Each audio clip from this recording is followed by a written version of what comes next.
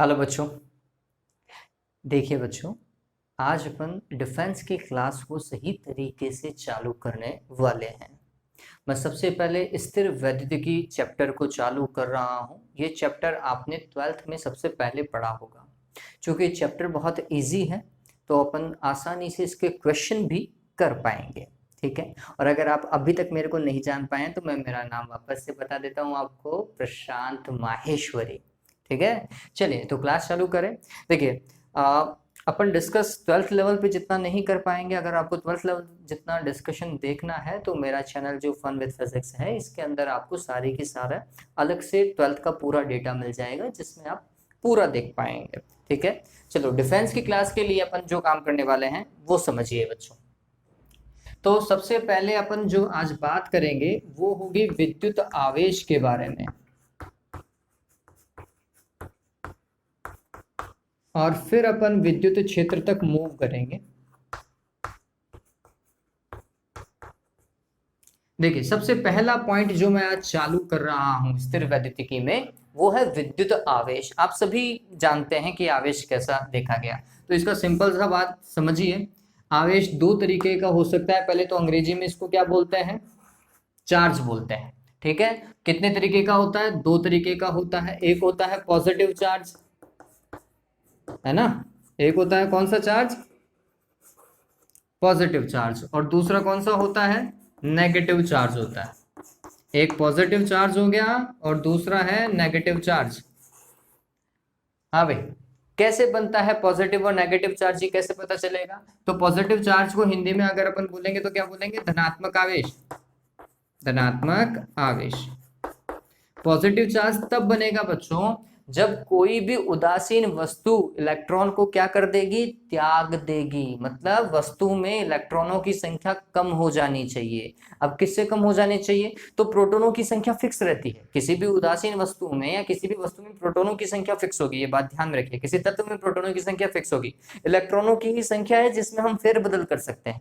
ठीक है, तो अगर कोई वस्तु जो है वो इलेक्ट्रॉन को रिमूव कर देती है, त्याग देती है, तो फिर वो क्या हो जाती है? धनात्मक आवेशित। तो ये समझ लीजिए कि इलेक्ट्रॉनों की संख्या कम होनी चाहिए। किससे? प्रोटॉनों की संख्या से वो क्या होनी चाहिए? कम होनी चाहिए। अब इसी के पश्चात देखिए, अगर मैं इसको आगे समझ जाता हूं, नेगेटिव चार्ज को देखते हैं। तो नेगेटिव चार्ज में क्या होता है बच्चों? इसे बोलेंगे ऋणात्मक आवेश। ऋणात्मक आवेश में क्या होगा? कोई वस्तु इलेक्ट्रॉन को ग्रहण करेगी। क्या करेगी? इलेक्ट्रॉन को ग्रहण कर लेगी, तो इलेक्ट्रॉनों की संख्या बढ़ जाएगी उसमें। किससे? प्रोटॉनों की संख्या से। तो हम बोलेंगे इलेक्ट्रॉनों की संख्या ज्यादा होनी चाहिए। किससे? प्रोटॉनों की संख्या से।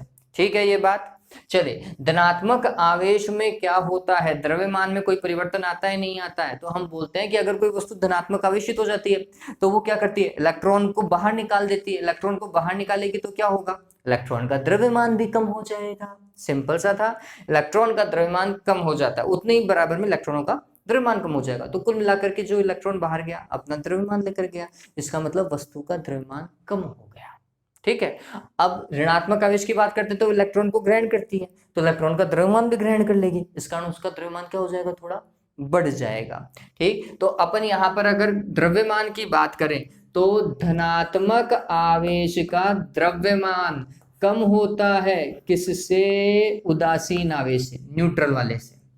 ठीक है, जबकि ऋणात्मक आवेशित वस्तु का द्रव्यमान, है ना, नेगेटिवली चार्ज वस्तु का द्रव्यमान, इसको एन, चलो ई लिख देते हैं, वो ज्यादा होता है। किससे? न्यूट्रल वस्तु से, उदासीन वस्तु से। द्रव्यमान बढ़ जाता है नेगेटिव में, और पॉजिटिव में द्रव्यमान क्या हो जाता है? घट जाता है। चलिए, फिर आवेश की बात कर रहे हैं तो हमें इलेक्ट्रॉन, प्रोटॉन, न्यूट्रॉन, इनके बारे में पता होना चाहिए। ये दो आवेश हो गए। बेंजामिन फ्रैंकलिन ने वैसे बताया था कि आवेश दो प्रकार के होते हैं। फिर इसके बाद में ध्यान में रखें कि जब हम पहली बात करें कि इलेक्ट्रॉनों का द्रव्यमान कितना, इलेक्ट्रॉन का आवेश कितना, तो ध्यान में रखिएगा चार्ज ऑन इलेक्ट्रॉन Q और इलेक्ट्रॉन के ऊपर चार्ज, ध्यान में रखो कितना होता है? 1.6 गुणा 10 की घात -19 कूलम। वो भी कैसा? माइनस का। ठीक है, इलेक्ट्रॉन का चार्ज कैसा होता है? माइनस का होता है। इलेक्ट्रॉन का द्रव्यमान कितना होता है? 9.1 गुणा 10 की घात -31 किलोग्राम। ठीक है, ध्यान में रखोगे, आपको ये ध्यान में रखना ही पड़ेगा। दूसरा प्रोटॉन की बात कर लेते हैं। प्रोटॉन के ऊपर आवेश कितना, तो प्रोटॉन धनात्मक आवेशित होता है, उतना का उतना जितना इलेक्ट्रॉन के पास में आवेश होता है। तो हम लिखेंगे 1.6 गुणा 10 की घात -19 गुलाम, लेकिन प्लस का चार्ज है प्रोटॉन के पास में। ठीक है, और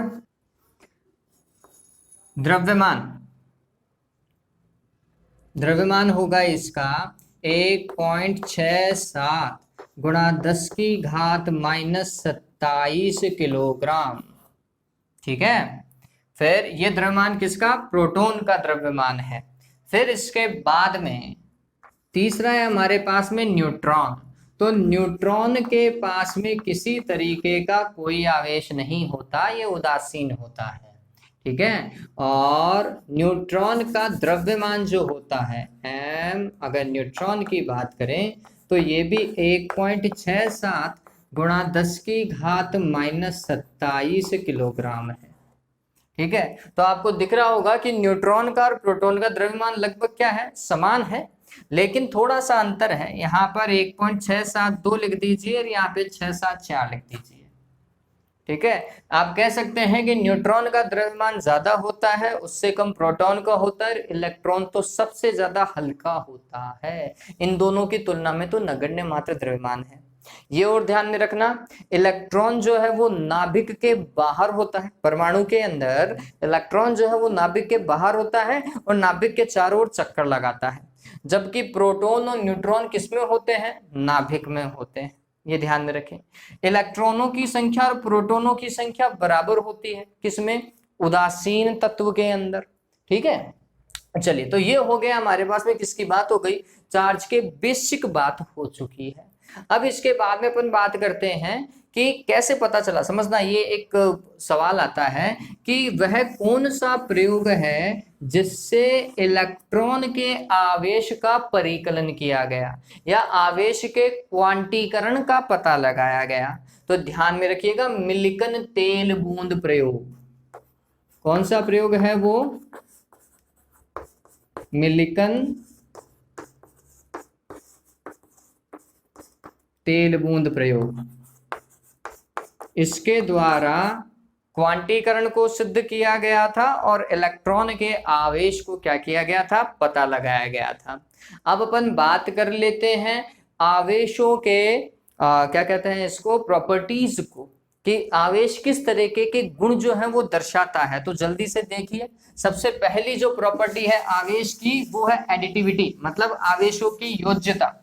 आवेशों की योज्यता में क्या होता है बच्चों, किसी भी निकाय के अंदर जो टोटल आवेश होता है ना, टोटल चार्ज, वो टोटल चार्ज जो है उस निकाय में जितने भी आवेश उपस्थित है उन सभी का बीजगणितीय योग होगा। चलो, लाइन ऐसे समझ में नहीं आती है, जो मैंने बोल दिया है वो शायद आपको अच्छे से समझ में नहीं आया हो, ये संभव है। देखिए, मैं सिर्फ आपको पहली प्रॉपर्टी, आवेश की पहला जो प्रॉपर्टी है, गुण, उसको बता रहा हूं कि ये कोई निकाय है। ठीक है, और इसमें अलग अलग आवेश अलग अलग जगह हैं। यहाँ पर Q1 आवेश है, यहाँ पर Q2 आवेश है, यहाँ पर Q3 आवेश है लेकिन माइनस का है, यहाँ पर Q4 आवेश है लेकिन माइनस का है, यहाँ पर Q5 आवेश है लेकिन प्लस का है। ठीक है, ऐसे बहुत सारे आवेश जो हैं वो उस निकाय के अंदर अलग अलग जगह पर हैं। तो इस निकाय का कुल आवेश कितना होगा, आंसर है आवेशों का बीजगणितीय योग होगा। कौन सा योग, बीजगणितीय योग, एल्जेब्रिक सम जिसे बोलते हैं। मतलब अगर आवेश प्लस का है तो प्लस का लिखो, माइनस का है तो माइनस का लिखो। ठीक, तो इसका मतलब ये हुआ Q1, यहाँ पर आएगा Q2, यह आवेश Q3 था तो माइनस का था इसलिए माइनस लिखो, ये Q4 था माइनस का था, माइनस का लिखो, Q5 प्लस का था, प्लस का लिखो भाई। ठीक है, इस तरीके से आप क्या करेंगे, उसमें काम करेंगे। तो ये कौन सा है, आवेशों की योज्यता है। नाम याद न रखें, प्रॉपर्टी दिमाग में रखें भैया, अपन को 12वीं की एग्जाम नहीं देनी है, अपन को अभी काम करना है, सिलेक्शन देखना है। ठीक है, तो दूसरा प्रॉपर्टी देखो, आवेश जो है उसका ट्रांसफर पॉसिबल है। आवेश को एक वस्तु से दूसरे वस्तु पे क्या किया जा सकता है, ट्रांसफर किया जा सकता है। इसका स्थानांतरण क्या होता है, संभव होता है। लेकिन कैसे संभव होता है, वो प्रॉपर्टी है क्वांटीकरण। वो प्रॉपर्टी का नाम क्या है? क्वांटीकरण या फिर क्वांटमीकरण भी इसे कहते हैं। क्वांटमीकरण भी इसे ही कहा जाता है, दोनों एक ही चीज है। तो जब आवेश जो है वो एक वस्तु से दूसरी वस्तु में दिया जाएगा बच्चों, तो वो इलेक्ट्रॉन के आवेश का पूर्ण गुणज होना चाहिए। मतलब आप किसी वस्तु को एक इलेक्ट्रॉन दे सकते हो या एक इलेक्ट्रॉन उससे ले सकते हो, या फिर किसी वस्तु को 3 इलेक्ट्रॉन दे सकते हो, 3 इलेक्ट्रॉन उससे ले सकते हो, या फिर 2 इलेक्ट्रॉन दे सकते हो, 2 इलेक्ट्रॉन ले सकते हो। मतलब इलेक्ट्रॉनों का पूर्ण गुणज होना चाहिए। इलेक्ट्रॉनों का आदान प्रदान जो है वो कैसा होता है? पूर्ण गुणज के रूप में। आप ऐसा नहीं सुनोगे कि किसी वस्तु से 1.5 इलेक्ट्रॉन दूसरी वस्तु को दिया गया। नहीं भाई, 1.5 इलेक्ट्रॉन ट्रांसफर नहीं हो सकता, 2.5 नहीं ट्रांसफर हो सकता, 2.8 ट्रांसफर नहीं हो सकता, 6.1 इलेक्ट्रॉन ट्रांसफर नहीं हो सकता। या तो 1 इलेक्ट्रॉन ट्रांसफर होगा, या 2 होंगे, या 3 होंगे, या 10 होंगे, या 50 होंगे, या 100 होंगे, है ना। पूर्ण गुणज, गिनती बिल्कुल परफेक्ट होनी चाहिए। ये आपके बोलते ना भिन्नात्मक नहीं होनी चाहिए, भिन्न में नहीं होनी चाहिए। तो जो भी आवेश ट्रांसफर होता है वो Q बराबर Ne के सिद्धांत से होता है। ये बात ध्यान में रखना। या तो आप इलेक्ट्रॉन दोगे या इलेक्ट्रॉन लोगे, दो ही काम हो सकते हैं। तो या तो आवेश होगा प्लस का या होगा माइनस का, लेकिन इलेक्ट्रॉन का क्या होगा? पूर्ण गुणज होगा। इस चीज को बताया था मिलिकन तेलबोन प्रयोग से। ठीक है, चलिए, तो ये दिमाग में रह जाएगा। ये आवेश का क्वांटमीकरण है। आवेश का क्वांटा किसे कहते हैं ये भी पूछा जाता है। आवेश का क्वांटा मतलब जो मिनिमम से मिनिमम आवेश आप क्या कर सकते हैं? ट्रांसफर कर सकते हैं, किसी को दे सकते हैं या किसी से ले सकते हैं, वो है इलेक्ट्रॉन का आवेश, क्योंकि उससे कम आवेश तो पॉसिबल ही नहीं है। ठीक है, तो ये बात ध्यान में रखें। आवेश का क्वांटा कहते हैं ई को। ये क्या है? क्वांटा। और ये कितना है? 1.6 गुणा 10 की घात -19 कूलम। ठीक, अब देखो, अगर मैं आपको पूछूं कि किसी वस्तु के पास में, समझना इससे सवाल क्या आएगा, किसी वस्तु के पास में क्या 0.8 गुणा 10 की घात -19 कूलम आवेश हो सकता है क्या? हो सकता है क्या पूछ रहा है, हाँ या ना। तो देखो भाई कि हम बोलते हैं Q बराबर N, और N का मान जो है वो 1 2 3 4 5 6 7 8 ही होगा, आधा, 1.5, 2.5 ये नहीं हो सकता। तो आप देखो कि इलेक्ट्रॉनों की संख्या क्या पूरी आ रही है क्या? Q का मान कितना दिया हुआ है सवाल में? आंसर है 0.8। 0.8 में भाग लगाया, सॉरी गुणा 10 की घात -19 और दिया हुआ है, में भाग लगाया ई का। ई मतलब इलेक्ट्रॉन का आवेश, 1.6 गुणा 10 की घात -19 कट गया ये तो, और इसको काटोगे तो 1/2। कितना इलेक्ट्रॉन ट्रांसफर करवा रहा है? आधा इलेक्ट्रॉन। मैं तो बोल रहा हूँ भैया 1 इलेक्ट्रॉन मिनिमम ट्रांसफर हो सकता है, उससे कम नहीं हो सकता। ठीक है, और वैसे भी तो भिन्न संख्या है, भिन्न संख्या तो वैसे भी ट्रांसफर नहीं होगी। इसका मतलब इतना आवेश संभव नहीं है। ठीक है, बात समझ में आ रही है कि इतना आवेश जो है वो संभव नहीं हो सकता किसी वस्तु पर। ठीक, चलो इसका दूसरा पार्ट देखो और क्या आता है इसके ऊपर, ये भी पूछता है। चलो इसी सवाल को और देखें तो ऐसा किसी किताब के अंदर मैंने देखा था कि क्या किसी वस्तु को इतना आवेश दिया जा सकता है? बताओ भाई, हाँ या ना। दे सकते हैं नहीं दे सकते? जल्दी से करो भाई। Q बराबर क्या लिखेंगे? Ne। Q का मान कितना दिया हुआ है? 2.4 गुणा 10 की घात -19। जल्दी से काम किया। N इलेक्ट्रॉन 1.6 गुणा 10 की घात -19 बराबर 2.4 गुणा 10 की घात -19। ये तो कट गया, पॉइंट से पॉइंट कैंसिल कर दो, 24 में 16 का भाग लगाओ, यही तो आ रहा है N। 8 के पारे से जा रहा है, 8 3 24 और 8 दूनी 16, ये तो 1.5 इलेक्ट्रॉन आ गया। बताओ भाई 1.5 इलेक्ट्रॉन ट्रांसफर कर सकते हैं? नहीं कर सकते। इसका मतलब ये आवेश संभव नहीं है। बात समझ में आ गई? तो ये कुछ नहीं था। चलिए, एक 10वीं का सवाल भी है, एक अच्छा सवाल है। क्या भाई, एक कूलम आवेश में कितने इलेक्ट्रॉन होते हैं? ये सवाल बहुत अच्छा है। क्या एक कूलम आवेश के अंदर कितने इलेक्ट्रॉन होते हैं? ध्यान में रखिएगा कितने इलेक्ट्रॉन होते हैं, ये याद ही रख लीजिएगा। चलिए, तो Q का मान वो कितना पूछ रहा है, वो बता रहा है 1 कूलम। इलेक्ट्रॉनों की संख्या पूछ रहा है ना। तो Q बराबर क्या लिखेंगे? Ne। तो N बराबर क्या हो जाएगा? Q बटा E। Q का मान कितना? 1। इलेक्ट्रॉन का आवेश कितना? 1.6 गुणा 10 की घात -19। कितना आएगा बच्चों? देखो तो ये 10 की घात 19 तो ऊपर ले जाओ और नीचे आ गया 1.6। सॉल्व करोगे ना बच्चों तो ये आएगा 6.25। ध्यान में रखना 6.25 गुणा 10 की घात 18 इलेक्ट्रॉन। इतने इलेक्ट्रॉन होते हैं किसमें, एक कूलाम आवेश में कितने इलेक्ट्रॉन होते हैं, 6.25 गुणा 10 की घात 18, प्लस के 18 है, माइनस 18 मत बना देना भैया, ठीक है। तो इतने इलेक्ट्रॉन होते हैं, ये ध्यान में रखेंगे। तो उम्मीद करता हूं ये चीज आपको समझ में आ गई होगी। फिर इसके बाद में एक बहुत महत्वपूर्ण चीज है कि आवेश जो है वो विद्युत क्षेत्र कब उत्पन्न करता है, चुंबकीय क्षेत्र कब उत्पन्न करता है। तो ये चीज तो मोस्ट इंपॉर्टेंट लगा करके लिख लीजिएगा, बहुत ज्यादा इंपॉर्टेंट है। क्या भाई कि देखिए, तो मैं आपको जो बता रहा था वो ये था कि आवेश जो है वो विद्युत क्षेत्र भी उत्पन्न करता है और चुंबकीय क्षेत्र भी। कब उत्पन्न करता है तो वो समझिए, अगर आवेश स्थिर है, कैसा है, स्थिर है, गति नहीं है, उसके पास में वेग बराबर आप कितना देखें 0 है, तो वो सिर्फ और सिर्फ एक ही क्षेत्र उत्पन्न करेगा। कौन सा क्षेत्र, विद्युत क्षेत्र, ठीक। लेकिन आवेश जो है अगर गतिमान है, क्या है, गतिमान है। अब उसकी गति भी दो तरीके की देखी गई है, कैसा, एक तो नियत वेग से, v बराबर नियत कांस्टेंट, अगर वो कांस्टेंट वेलोसिटी से, कांस्टेंट वेग से गति कर रहा है तब वो विद्युत क्षेत्र, और इसी के साथ में चुंबकीय क्षेत्र, मैग्नेटिक फील्ड, दोनों बनाएगा। लेकिन यदि वो परिवर्ती वेग से, परिवर्ती भी लिख सकते हो, त्वरित भी लिख सकते हो, ठीक है, मतलब उसका वेग क्या होना चाहिए, चेंज होना चाहिए, तब गतिमान तो है ही बच्चों। तो आवेश था इसलिए विद्युत क्षेत्र तो बनाएगा ही बनाएगा, फिर गति कर रहा है इसलिए चुंबकीय क्षेत्र भी प्रदर्शित करेगा। इसके साथ में वह विद्युत चुंबकीय तरंगों का उत्सर्जन करेगा। विद्युत चुंबकीय तरंगों का निर्माण कब होता है, जब आवेश परिवर्ती वेग से गति करता है, ध्यान में रखिएगा, ठीक है। तो इस चीज को ध्यान में रखो, स्थिर है विद्युत क्षेत्र, गति कर रहा है तो विद्युत क्षेत्र और चुंबकीय क्षेत्र, परिवर्ती वेग से गति कर रहा है तो विद्युत चुंबकीय तरंग को निकाल देता है, ठीक है। ये दिमाग में रखेंगे, इंपॉर्टेंट है।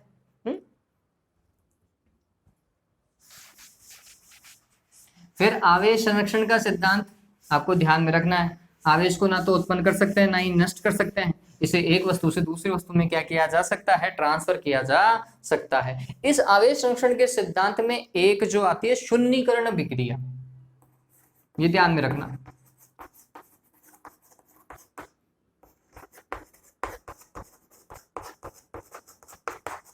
इस शून्यीकरण विक्रिया के अंदर क्या होता है बच्चों, एक इलेक्ट्रॉन प्लस का अपने प्रतिकण पॉजिट्रॉन से, सॉरी ये इलेक्ट्रॉन है और ये पॉजिट्रॉन है, माइनस का तो इलेक्ट्रॉन हो गया और प्लस का पॉजिट्रॉन हो गया। जब एक इलेक्ट्रॉन अपने प्रतिकण पॉजिट्रॉन के साथ में संयोग करता है तो वह एक विद्युत चुंबकीय तरंग का निर्माण करता है, ठीक है। और उस विद्युत चुंबकीय तरंग की ऊर्जा होती है 1.02 मेगा इलेक्ट्रॉन वोल्ट, और कुल आवेश नष्ट हो जाता है, क्योंकि देखो शुरुआत में भी आवेश, इसका प्लस का इसका माइनस का 0, और वैसे भी विद्युत चुंबकीय तरंगों का कोई आवेश नहीं होता, ध्यान में रख लेना, ठीक है। जैसे एक्स किरणों का अगर कोई आवेश पूछे आपको, तो एक्स किरणों के पास में कोई आवेश नहीं होता। क्यों नहीं होता, क्योंकि यह एक विद्युत चुंबकीय तरंग है, ध्यान में रखना। कोई पूछे कि गामा तरंगों के पास में कितना आवेश होता है, वापस से आंसर है 0, कोई आवेश नहीं होता। क्यों, क्योंकि गामा भी एक विद्युत चुंबकीय तरंग है, विद्युत चुंबकीय तरंगों के पास में आवेश नहीं देखते हैं, ठीक है। तो इस तरीके से आप देखेंगे कि वो नष्ट हो जाता है आवेश और ऊर्जा बनती है, ऊर्जा का मान मैंने लिख दिया। यह विक्रिया कौन सी है, शून्यीकरण, जिसमें प्रारंभ में भी आवेश 0 है और अंत में भी 0 है, ठीक है। तो उम्मीद करता हूं ये आपको आसानी से समझ में आ गया होगा। फिर इसके बाद में मात्रकों के ऊपर आते हैं। आवेश का मात्रक क्या होगा, तो आवेश का सबसे पहला देखो एसआई मात्रक, आवेश का एसआई मात्रक होता है बच्चों कूलाम, ये ध्यान में रखें, और वैज्ञानिक है इसलिए कैपिटल सी से इसको प्रदर्शित किया जाएगा। फिर आवेश का फॉर्मूला आई बराबर देखो क्यू बटा टी लिखते हो आप, 10वीं में पढ़ते हुए आए हो, तो क्यू बराबर क्या हो जाएगा, आई टी हो जाएगा। है ना। और अगर IT है तो धारा का मात्रक तो एम्पियर और समय का मात्रक सेकंड, एम्पियर इंटू सेकंड भी किसका मात्रक है, आवेश का मात्रक है। ध्यान रखिए ये दोनों ऐसा ही मात्रक है। वैसे अपन यूज करेंगे कूलाम को ही, ठीक है, सिर्फ और सिर्फ किसको यूज करेंगे, कूलाम को यूज करेंगे SI मात्रकों में। CGS मात्रक के अंदर ध्यान रखना, CGS मात्रक में जो सबसे इंपॉर्टेंट है वो है ESU, जो सामान्यतः तो पूछा जाता है।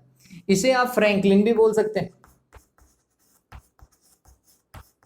और इसे आप स्टेट कूलाम भी बोल सकते हैं।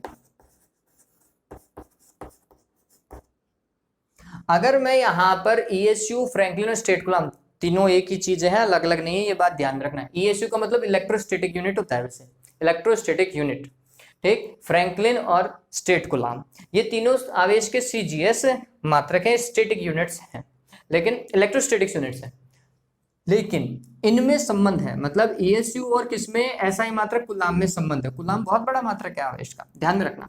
तो ये ध्यान में रखें, 1 कूलाम बराबर 3 गुणा 10 की घात 9, 8 मत कर देना, अपन को प्रकाश का वेग ध्यान में रहता है, इसके चक्कर में अपन 8 बना देते हैं उसको, ये इतना नहीं है। 1 कूलाम बराबर 3 गुणा 10 की घात 9 ESU, या फिर स्टेट कूलाम या फिर फ्रैंकलिन, ठीक है, ध्यान में रखेंगे आप। एक और इसका मात्रक है EMU, इलेक्ट्रोमैग्नेटिक यूनिट, उसे हम बोलते हैं एब कूलाम। कौन सा कूलाम, एब कूलाम, ABCOULOMB, एब कूलाम। अब एब कूलाम कैसे देखा जाता है वो और समझ लीजिए। तो ये थोड़ी बड़ी यूनिट है, तो 1 EMU बराबर 10 कूलाम होता है बच्चों, ध्यान में रखेंगे, ठीक है। और आवेश का सबसे बड़ा मात्रक, सबसे बड़ा मात्रक ये है फैराडे, फैराडे नहीं है, ठीक है, क्या है, फैराडे है, ये ध्यान में रखोगे। चलो, 1 फैराडे बराबर होता है 96,500 कूलाम, ये ध्यान में रखना।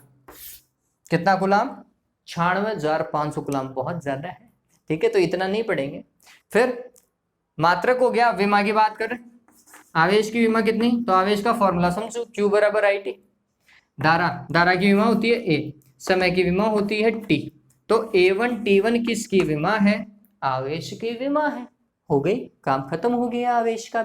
समझ में आया ये चीज, बहुत सिंपल सा था। चलिए, तो आवेश की विमा A1 T1, SI मात्रक कूलाम, CGS मात्रक ESU, फ्रैंकलिन, स्टेट कूलाम, संबंध 3 गुणा 10 की घात 9 ESU बराबर 1 कूलाम होता है, ठीक है। चलिए, अब इसको उल्टा कर देते हैं। कई बार एग्जाम में क्या कर देता है भैया, वो पूछो, वो कुछ इस तरीके का पूछता है कि 1 ESU बराबर होता है, अब अपने दिमाग में 3 गुणा 10 की घात 9 ही चलता है और अपन लगा देते हैं कूलाम, ठीक है। बताओ भाई क्या सही लिखा है, नहीं लिखा, सभी को पता चल रहा होगा। कैसे हो सकता है भाई ये सही, हाँ, यहाँ पर ऐसा लिख रहे हैं, यहाँ पे ऐसा थोड़ी लिख सकते हैं। ये क्या होगा, इसका भाग लगाओ, तो ये क्या हो जाएगा, 1/3 गुणा 10 की घात 9 ESU, सॉरी कूलाम, तो 1/3 गुणा 10 की घात -9 कूलाम बराबर कितना होता है, 1 ESU होता है। ये ध्यान में रखिएगा, कम से कम इतना तो ध्यान रख ही सकते हैं अपन, ठीक है। तो जल्दीबाजी नहीं करनी है, ध्यान में रखना, इससे तो साफ ही नहीं होता। सवाल सही करना इंपॉर्टेंट है, जल्दी करना इतना ज्यादा इंपॉर्टेंट नहीं है। फालतू में क्या मतलब है, जल्दी तो तब करो जब कुछ आता ही नहीं हो। अभी तो अपन को आ रहा है ना, फिर तो ए बे से दे से वही लगाओ, ABCDDAB, लेकिन अभी तो आ रहा है अपन को। चलिए, तो ये समझ में आ गया होगा आपको। ओके, अब इसके बाद में जब आवेश के ये पढ़ लेते हैं, तो अब अपन पढ़ते हैं कि किसी वस्तु के पास में आवेश है या नहीं है। समझना इस चीज को, किसी वस्तु के पास में आवेश है या नहीं है, ये कौन सी युक्तियों से पता लगाते हैं, ठीक है। तो ये सबसे इंपॉर्टेंट नाम जो है वो मैं आपको बता देता हूं, जो सबसे ज्यादा उपयोग में लिया जाता है, वो है स्वर्ण पत्र विद्युतदर्शी। स्वर्ण पत्र विद्युतदर्शी 12वीं में पढ़ा है आप लोगों ने। इसकी सहायता से आवेश का संसूचन किया जाता है, मतलब पता लगाया जाता है कि वस्तु आवेशित है या फिर निरावेशित है, किससे? स्वर्ण प्रत्य विद्युतधर्षी से। फिर इसके बाद में एक और कॉमन सा नाम है वोल्टामीटर, एक है प्रक्षेप धारामापी,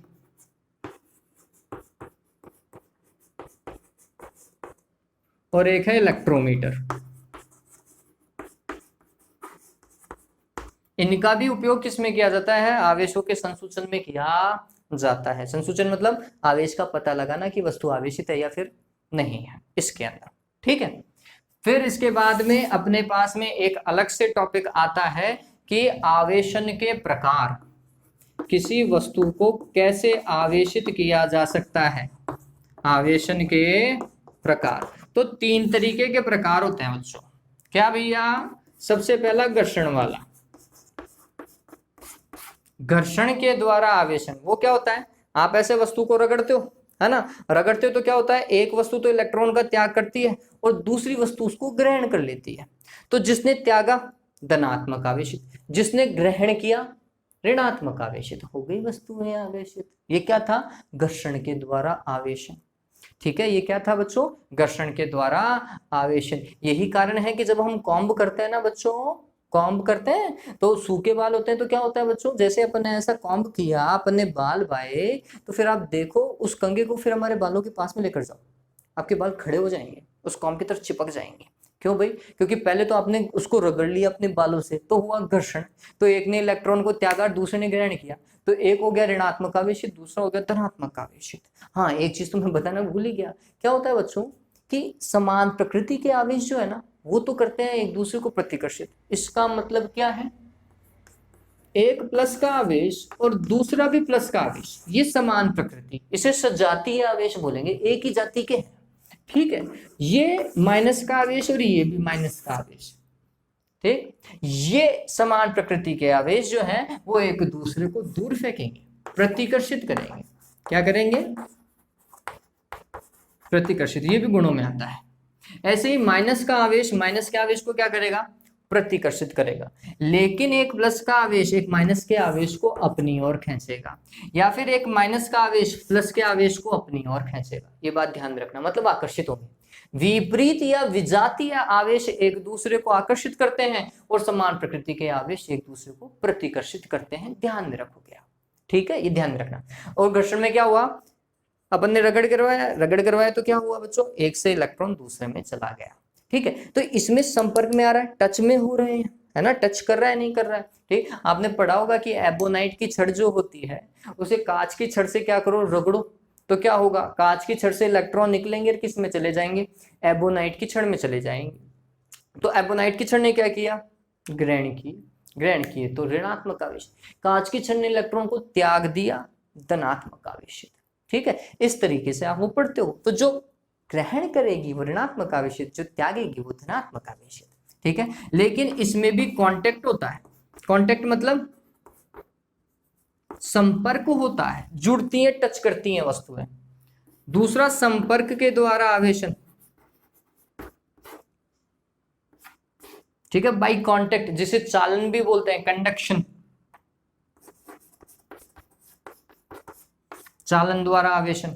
इसमें क्या होता है? आपके पास में एक आवेशित वस्तु है और एक उदासीन वस्तु है, ठीक है। तो उदासीन वस्तु को आवेशित वस्तु के संपर्क में लगा दो, ऐसे टच कर दो, और फिर दोनों को अलग अलग कर दो, तो आवेश जो है वो बट जाता है। ये ध्यान में रखना। मैं यहाँ पे दोनों गोलों को समान मान रहा हूं, इसलिए समान आवेश विभाजित कर दिया। लेकिन ध्यान में रखना, जो गोला ज्यादा बड़ा होगा, जिसकी त्रिज्या ज्यादा होगी, उसके पास में ज्यादा आवेश होगा, जिसकी त्रिज्या कम होगी उसके पास में कम आवेश होगा, ठीक है। चलिए, तो क्या हो रहा है यहाँ पर? संपर्क में एक आवेशित वस्तु एक अनावेशित वस्तु के संपर्क में आ रही है, जिससे आवेशों का पुनर्वितरण हो जाता है अगर उन्हें अलग अलग कर दिया जाए तो, ठीक है।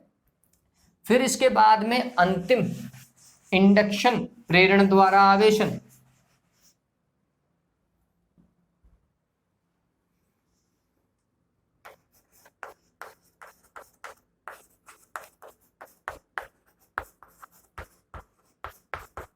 प्रेरण द्वारा आवेशन के अंदर क्या होता है बच्चों? संपर्क में नहीं आते, है ना, ऐसा पास में। ये आवेशित वस्तु है, ये अनावेशित वस्तु है या निरावेशित, तो इसको ऐसा पास में रखेंगे। पास में रखेंगे तो क्या होगा, समझना इस चीज को कि ये हमारे पास में एक आवेशित वस्तु है और इधर एक गोला है, दोनों को पास पास में रख दिया तो क्या होगा, इस गोले के जो ऋणात्मक आवेशित है ना, ऋणात्मक आवेश वो तो आ जाएंगे इधर, और उतने के उतने धनात्मक आवेश दूसरी तरफ हो जाएंगे प्रतिकर्षण के कारण। ऋणात्मक आवेश आकर्षण के कारण पास में आ जाते हैं, धनात्मक आवेश दूर चले जाते हैं। ठीक है, चलिए अब इससे क्या हुआ बच्चों, ये वैसे ऐसा है नहीं लेकिन समझने के दृष्टिकोण से समझिए इसे। ठीक, इससे क्या हुआ बच्चों, इसमें ध्रुवण हो गया है, आवेश जो है वो ध्रुवित हो गए हैं।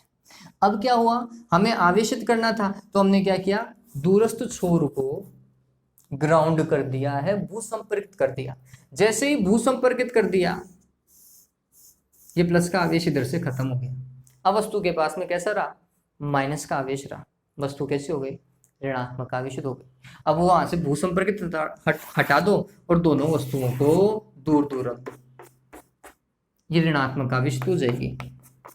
ये तो पहले से आवेशित थी, ये उदासीन थी, लेकिन बाद में कैसी हो गई, ऋणात्मक आवेशित हो गई। बात समझ में आई क्या, समझ रहे हो इस चीज को। ठीक, तो प्रेरण में संपर्क नहीं होता, टच नहीं होते, चालन में और घर्षण में टच होते हैं, ये ध्यान में रखें।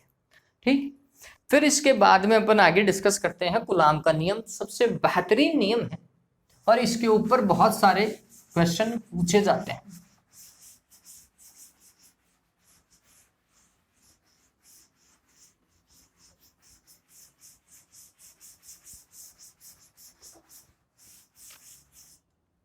देखिए कूलाम का नियम,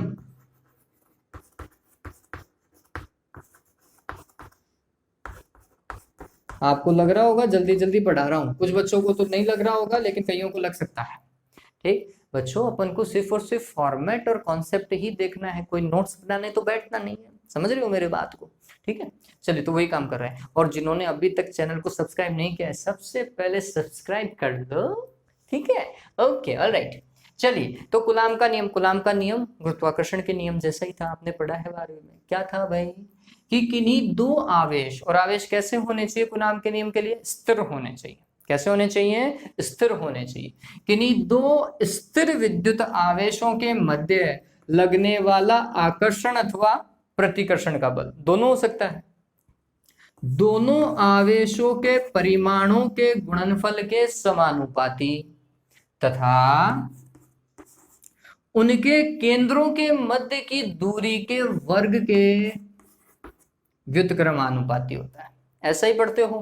फिर आप क्या करते थे, F समानुपाती Q1 Q2 divided by R square. फिर आप लिखते थे F बराबर K Q1 Q2 divided by R square.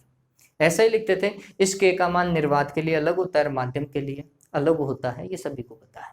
ठीक, यही तो था कूलाम का नियम। अरे इसी को ही तो पढ़ते हुए आए हो। Q1 और Q2 क्या है, आवेश है, और ये आवेशों के मध्य की दूरी है। ऐसा ही है।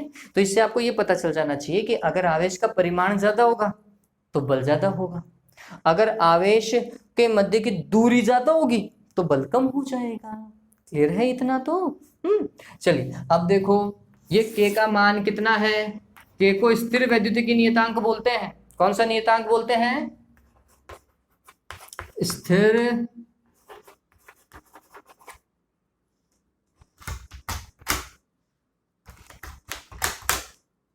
स्थिर वैद्युतिकी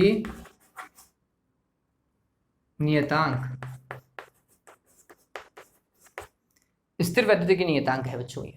इसका मान निर्वात में देखो इंपॉर्टेंट है, निर्वात में K बराबर होता है 1/4 पाई एप्सिलॉन नॉट। ठीक है, और ये मान फिक्स है कितना, 9 गुणा 10 की घात 9। ध्यान में रखना, 9 गुणा 10 की घात 9। मात्रक निकाल देंगे अभी। देखो K का मात्रक क्या बनेगा, तो K का फॉर्मूला देख लो, क्या बन जाएगा भाई, ये इससे गुणा हो जाएगा FR स्क्वायर, भाग किसका लगेगा, Q1 Q2 का।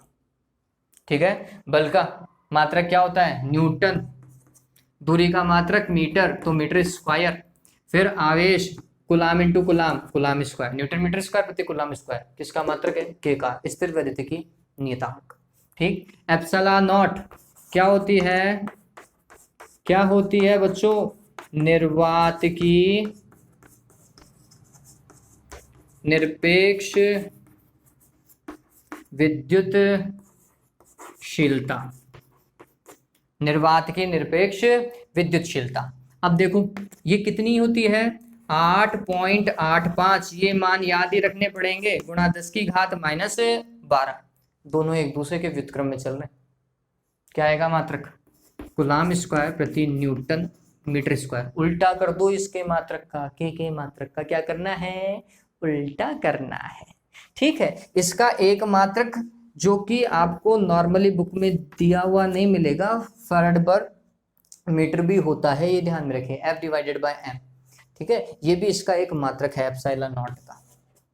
फिर इसके बाद में और क्या है वो देखें, ये तो हो गया किसमें, निर्वात में। ऐसा का ऐसा अगर हम माध्यम की बात करें, समझना, तो माध्यम के अंदर क्या होगा, यही के जो है वो हो जाएगा 1/4 पाई एप्सिलॉन नॉट और एप्सिलॉन आर। ये एक और आ गया, एक और का भाग लग रहा है। बताओ भी के का मान माध्यम में घट रहा है या बढ़ रहा है, आंसर है घट रहा है। कितना गुना घट रहा है, एप्सिलॉन आर गुना घट रहा है। बात समझ रहे हो मेरी, ठीक। चूंकि के का मान घट रहा है, यह प्रदर्शित करता है कि माध्यम में बल भी घट जाता है। ठीक है, चलिए एप्सिलॉन आर को क्या बोलते हैं, आपेक्षिक विद्युतशीलता, माध्यम की आपेक्षिक विद्युतशीलता। ठीक है, इसे माध्यम की क्या बोलेंगे, आपेक्षिक विद्युतशीलता बोलते हैं, ये ध्यान में रखिएगा। ठीक, तो इतना दिमाग में रखो। चलो अब इंपॉर्टेंट पार्ट के ऊपर आ रहे हैं बच्चों। यहां से अब अपने सवाल जो है वो चालू हो चुका है, मतलब न्यूमेरिकल वाला जो पैटर्न है वो यहां से चालू हो जाता है। ये एप्सिलॉन आर जो है वो हर एक माध्यम का अलग अलग होता है, ध्यान में रखें। जैसे जल का ये जो होता है वो 80 होता है, निर्वात के लिए इसका मान 1 होता है, वायु के लिए 1.005 होता है। ठीक, हर एक के लिए अलग अलग होता है, लेकिन वायु के लिए अपन एक ही मान करके काम करेंगे। हाँ भाई, तो काम करना चालू करें। तो फॉर्मूला ध्यान में रखो F, और ये निर्वात की बात कर रहा हूं मैं। तो निर्वात में के की जगह क्या लिख सकते हैं, 1/4 pi epsilon not Q1 Q2 divided by R square, निर्वात में लिख सकता हूं मैं। चलिए, फिर अगर यही माध्यम में बात की जाती, किसमें बात की जाती, माध्यम में, तो माध्यम में इसको क्या लिखते हैं, 1/4 pi epsilon not, epsilon not के साथ में और क्या आएगा, epsilon R, Q1 Q2 divided by क्या बच्चों, R स्क्वायर। देखो ऐसा लिखा जाएगा माध्यम में। आप थोड़ा सा गौर करो बच्चों, ये इसे F0 भी लिखते हैं, निर्वात वाले को F0 लिखते थे। अब गौर करो, 1/4 बाय एप्सिलॉन नॉट आ रहा है, Q1 Q2 divided by R square दोनों तरफ आ रहा है, तो इस पूरे को हटा करके इसकी जगह F0 लिख सकते हैं ना, लिख सकते हैं। बच गया क्या नीचे, एप्सिलॉन आर।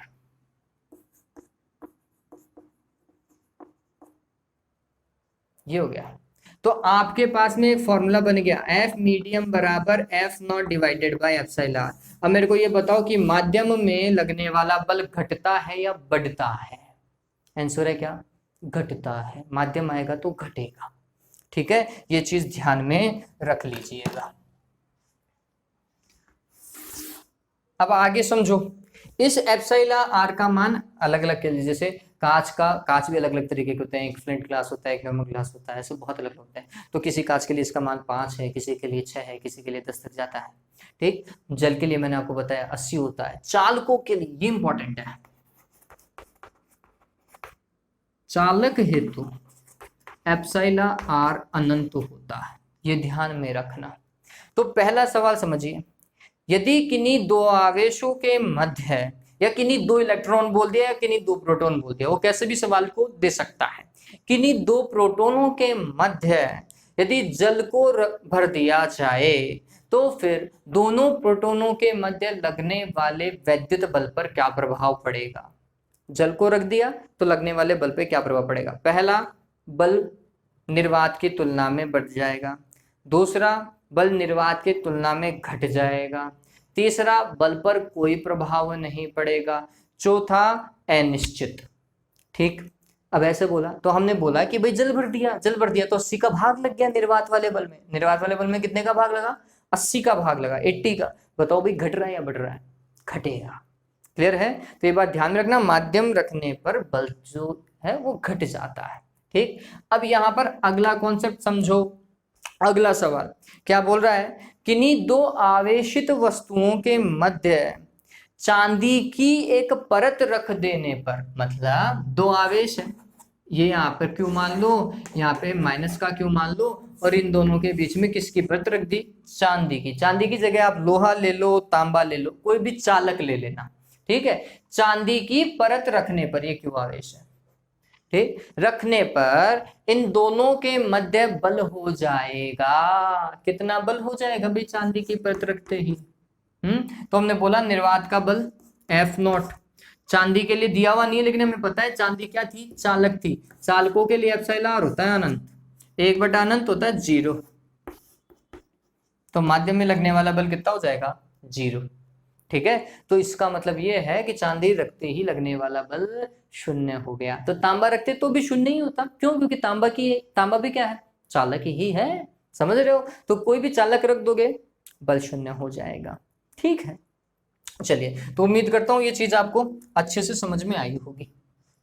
फिर एक और सवाल, एप्सिलॉन r का मात्रक बताओ, मतलब आपेक्षिक विद्युतशीलता, माध्यम के आपेक्षिक विद्युतशीलता का मात्रक बताएं या विमा बताएं। ठीक है, तो अब समझो इस चीज को। एप्सिलॉन r का फॉर्मूला देखो, वहां से क्या होगा, F0 में किसका भाग लगेगा, Fm का भाग लगेगा। F0 Newton, Fm Newton, Newton में न्यूटन का भाग लगा, कितना आया भाई, एक आ गया, क्या आया, कट गए। तो मात्रकहीन राशि कैसी है ये, मात्रकहीन, और इसके साथ में ही इसको विमाहीन राशि भी बोला जाता है। कई बार देखो विमाहीन नहीं लिखा होगा तो उसकी जगह फिर लिखा हुआ होगा 1। ठीक है, तो विमाहीन राशि की विमा कितनी मान के चलते हैं, 1 मान के चलते हैं, ये बात और ध्यान में रख लीजिएगा। ठीक है, वो 1 भी लिख देता है कई बार।